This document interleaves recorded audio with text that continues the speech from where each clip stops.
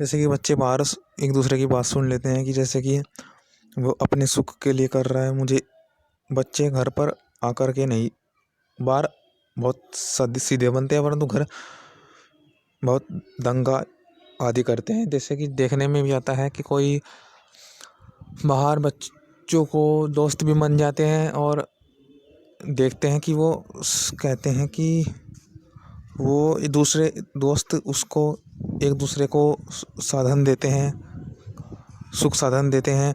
तो उसके लिए जो भी चाहे वो करने के लिए तैयार हो जाते हैं कि चलो बोल वहाँ पर जाते हैं। तो एक दूसरे की बात मानते हैं परंतु घर नहीं मानते। घर सोचते हैं क्योंकि घर साधन है कि हाँ ये साधन मुझे मिलने हैं, बाहर मुझे सुख मिला था, हाँ ये सुख ऐसा सुख मेरा है, ये सुख मुझे मिलना चाहिए।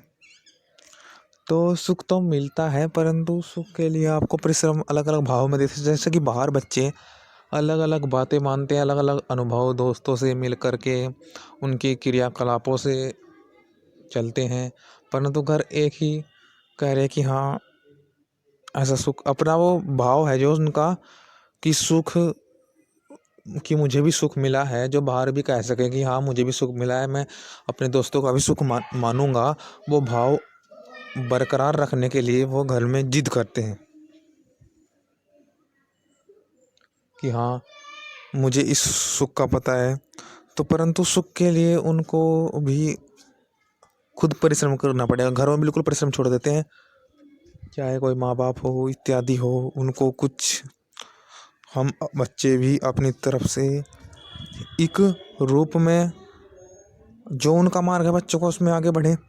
जो भी उनका एक तरह से संकल्प है या जिस उनका रास्ता है उसमें आगे बढ़े, वे नहीं बढ़ पाते।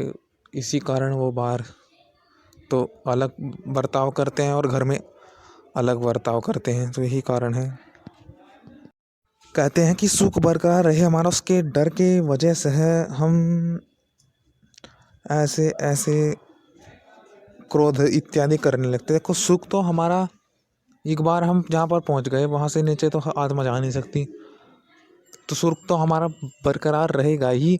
आत्मा नीचे इस कारण से कह रहा हूँ मैं, इस कारण से कह रहा हूँ कि नीचे नहीं जा सकती कि उसने कुछ अनुभव ले लिया। अब उस अनुभव में अन्य अनुभव गुण ना लेने के कारण उसके में गुण दोषित हुए। वास्तव में उसके गुण वो हैं, मतलब चाहे वो देखो किसी पर साधन है जिससे कुछ उसके पास ज्ञान आया। अब वो ज्ञान देखो गुण क्या है, मैं वही कह रहा था कि जो अनुभव आ गया मतलब ज्ञान ज्ञान नहीं कभी भी जाता। ज्ञान दूषित हो सकता है परंतु ज्ञान तो हो रहा रहेगा ही।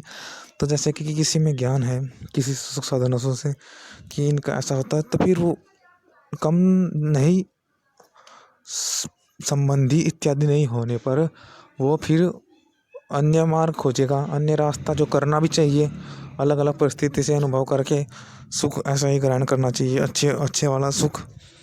तो फिर वो बच्चा या हम सब अलग अलग सुख को ग्रहण करेंगे कि हाँ सुख भाव मिल रहा है परंतु उसके लिए ऐसे ऐसे भाव होने चाहिए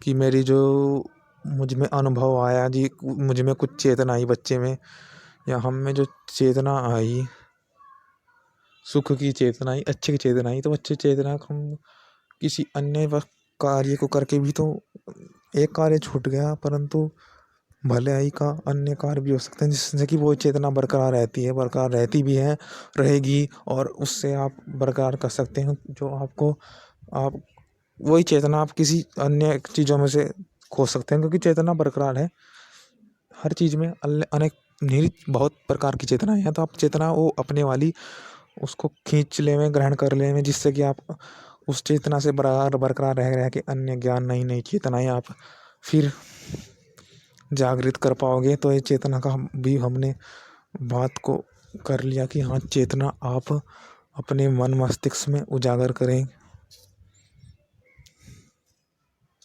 कि आप चेतनाओं को ग्रहण कर लें कि आपकी वही चेतना फिर उजागर हो जाएगी। प्रकृति के प्रति ईश्वर के प्रति भी वो चेतना आपकी बढ़ जाएगी कि हाँ मैं किसी को जो सुख, क्योंकि देखो सब सुख हैं, सब अपने लिए आत्मा के लिए कर रहे हैं, तो ये आत्मा को प्लान के अकॉर्डिंग चला रहे, तो हम किसी को डिस्टर्ब ना करें।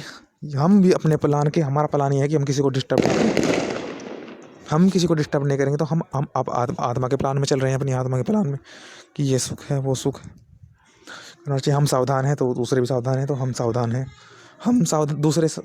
को हम सावधानी बता रहे हैं, तो हम भी सावधान हैं। हमारी चेतना बरकरार रखने के लिए हम दूसरी चेतना को कर रहे हैं, तो हमारी चेतना बढ़ रही है। तो यही बात थी इसमें भी। तो आप मंत्र का भी स्वाध्याय करना। पुरिस्यो अग्नया पर्णवाणे भी सजो। यहाँ पर बहुत एक तरह से नॉइस का हो रहा है। ओम पुरप्रावणे भी सजोषा जुषन्ताम यज्ञद्रोह अहनमीवा ईशो मही। तो ये कि चेतना को आप कहीं से भी खोज सकते हैं। अगर आप दूसरों के प्रति सावधान है तो आप भी सावधान हैं। सावधानी को खोजना है तो आप भी सावधान ही हो जाएंगे, आप अपने प्रति। तो वो जो चेतना है, वो चेतना को बरकरार रखें, खोजें, उसको बढ़ाएं। जब भी आप जीवन में प्रकृति की, ईश्वर की चेतना को पाएंगे।